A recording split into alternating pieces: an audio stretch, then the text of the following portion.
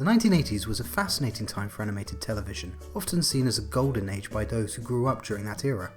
One of those shows included 1986's The Adventures of the Galaxy Rangers, a Japanese-American animated space western television series, created by Robert Mandell and produced by Transcom Productions and Gaylord Entertainment Company. Robert Mandell had previously worked on shows including Gerry Anderson's Invasion UFO and Revenge of the Mysterons from Mars. He created, wrote and directed several episodes of the animated series Princess Gwenevere and the Jewel Riders, and was also a writer and executive producer for the American version of Thunderbirds 2086, an executive producer for the animated version of The King and I, and the Ace Ventura Pet Detective animated TV series.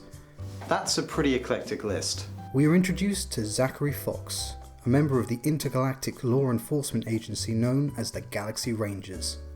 Whilst travelling with his wife, Eliza, and their 2 children, along with alien diplomats Zozo and Waldo, their ship is intercepted and captured by the alien criminal, Captain Kidd, who holds them hostage in exchange for a reward from the villainous Queen of the Crown, who is the leader of a ruthless galactic empire. The Queen wishes to have human specimens for her psychocrystal experiments, to create what she calls slaver lords, and takes Eliza Fox as her first human subject. Attempting to stop her, Zachary is severely injured, but with the aid of Zozo, Waldo and his children, manages to escape. Taken back to the headquarters of the Galaxy Rangers, Zachary's body is reconstructed with bionics.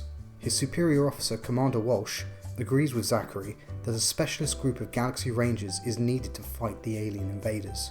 These Galaxy Rangers use an experimental computer implant called a Series 5, which enhances their individual abilities. With his team assembled, Zachary makes it his sworn mission to rescue his wife from the Queen. Main theme and intro. In 2086, 2 peaceful aliens journeyed to Earth, seeking our help. In return, they gave us the plans for our first hyperdrive, allowing mankind to open the doors to the stars.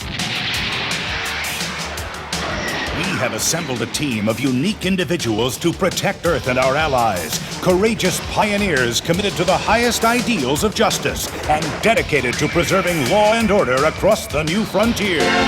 These are the adventures of the Galaxy Rangers.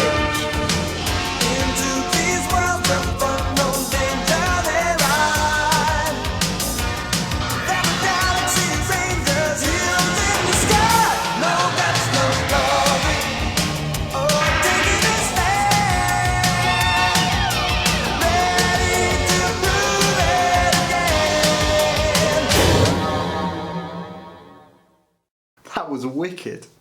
The intro quickly establishes the explanation for mankind's exploration of space, and through awesome visuals we are introduced to the 4 main principles, as well as a brief glimpse of each character's unique abilities. It really grabs the viewer's attention and leaves you wanting more, and that theme tune is just too good. Story and character. As explained in the intro, accompanied by its awesome theme tune.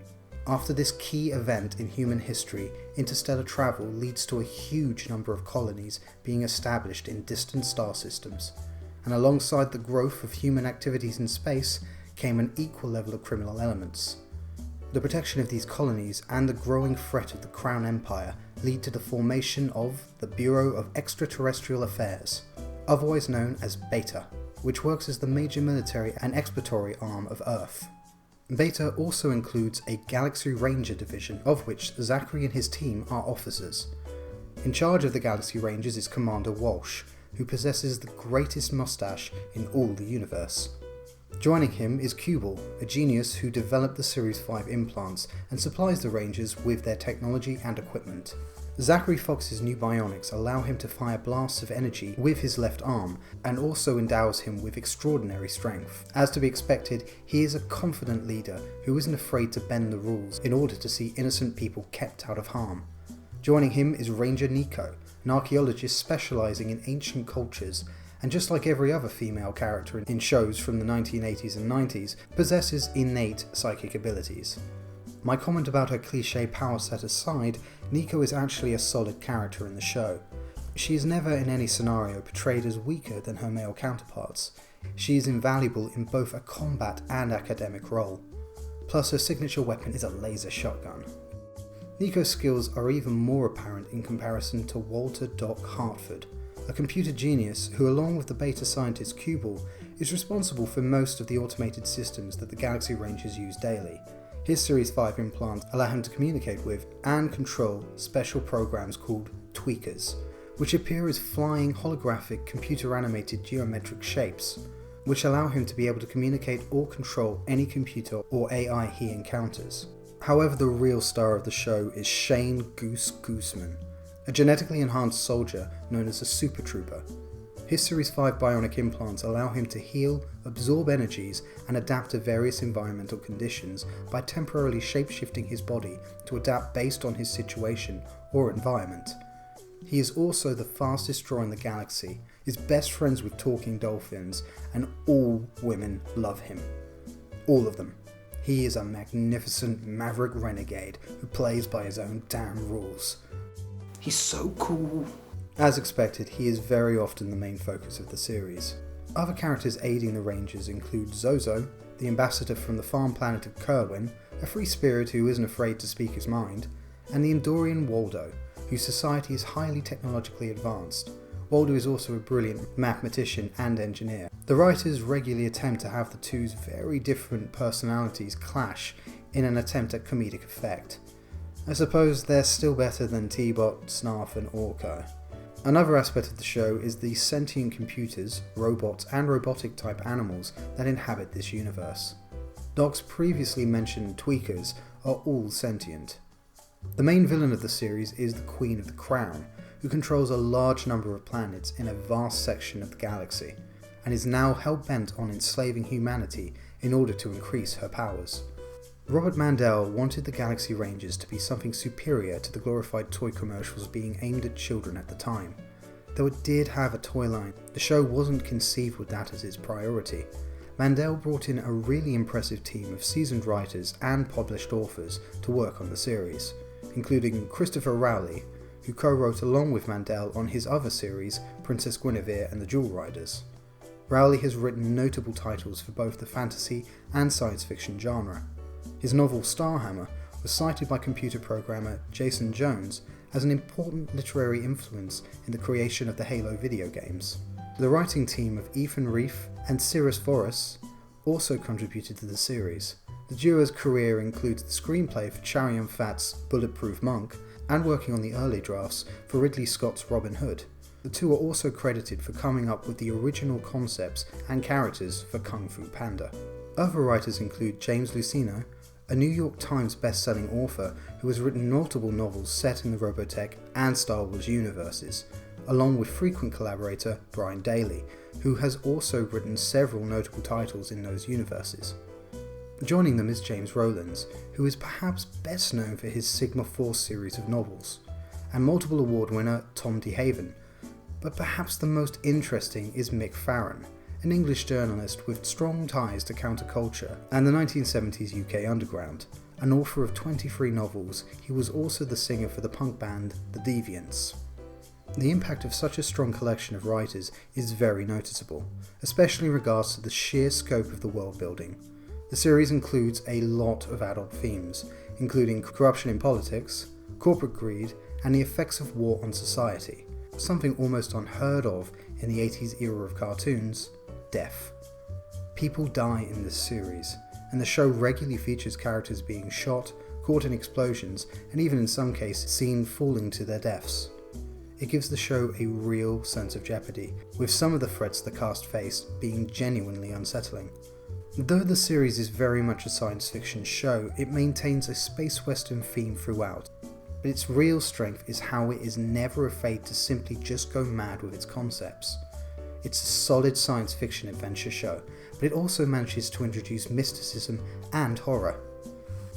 However, though the characters, themes and scope are genuinely excellent, the series really suffers from some occasional bad pacing and atrocious dialogue.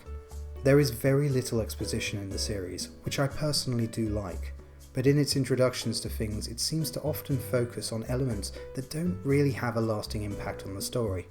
Another issue is its humour and its regular attempts at delivering quips.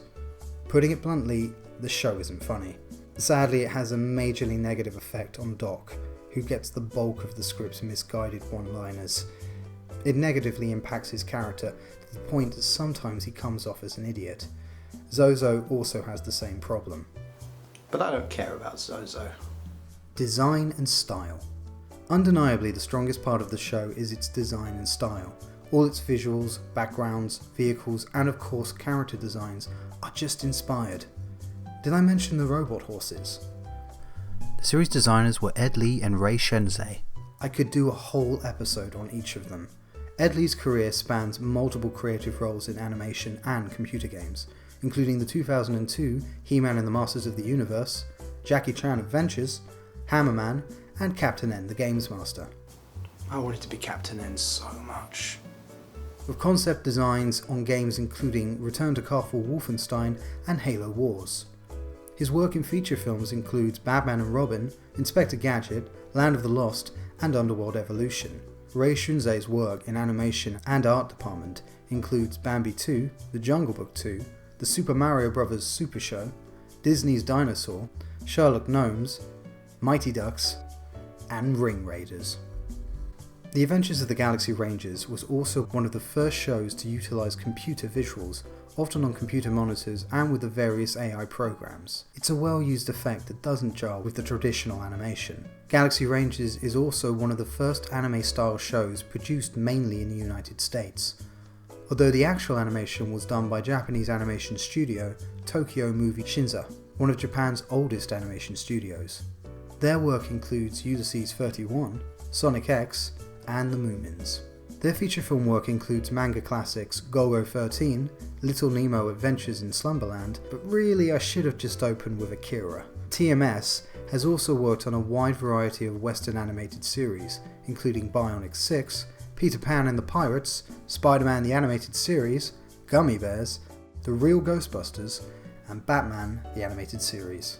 As is common for animated shows, the animation was split over 3 different animation teams, and unfortunately the quality does tend to vary between episodes.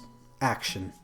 It's space cowboys using laser guns, and really cool looking spaceships. You can't really go wrong with that.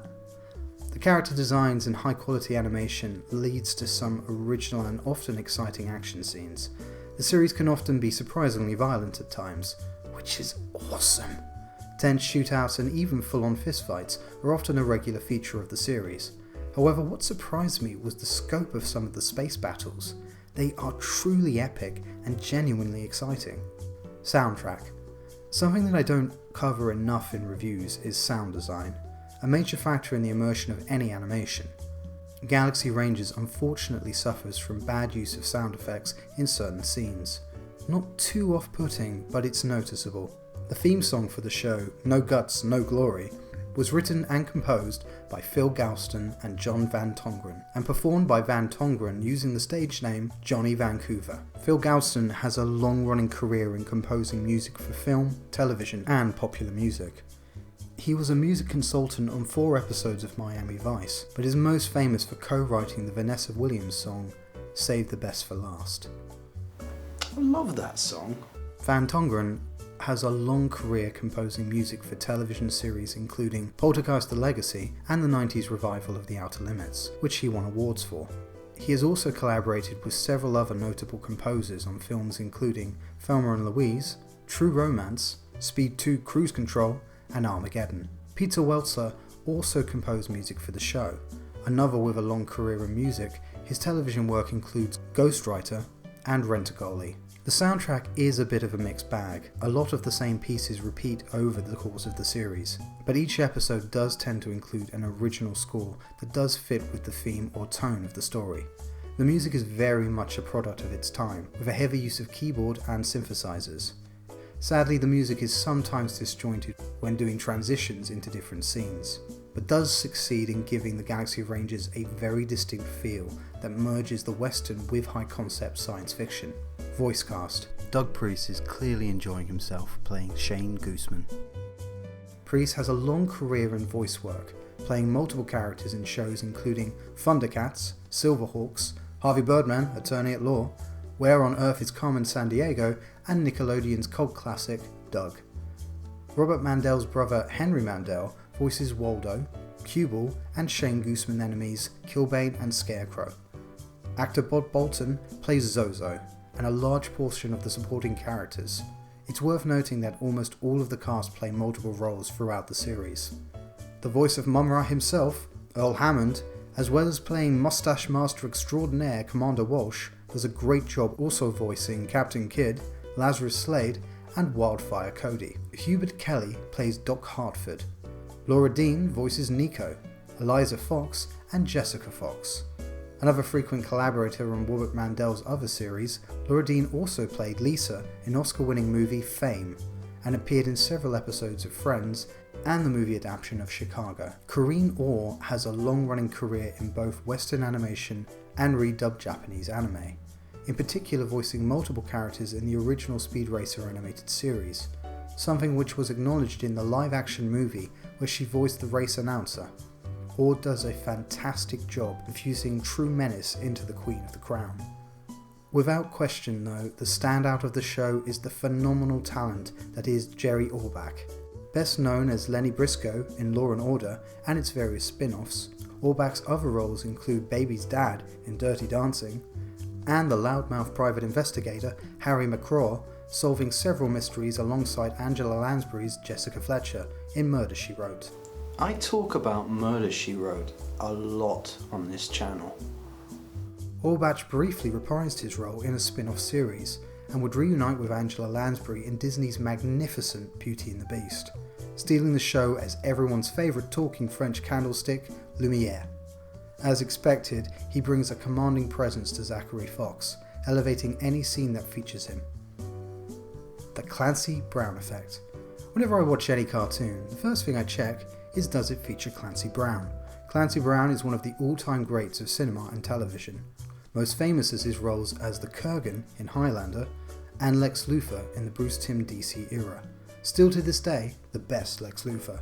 The man has done a lot of voice work over the years, to the point where his presence has almost been a constant in shows I watched growing up.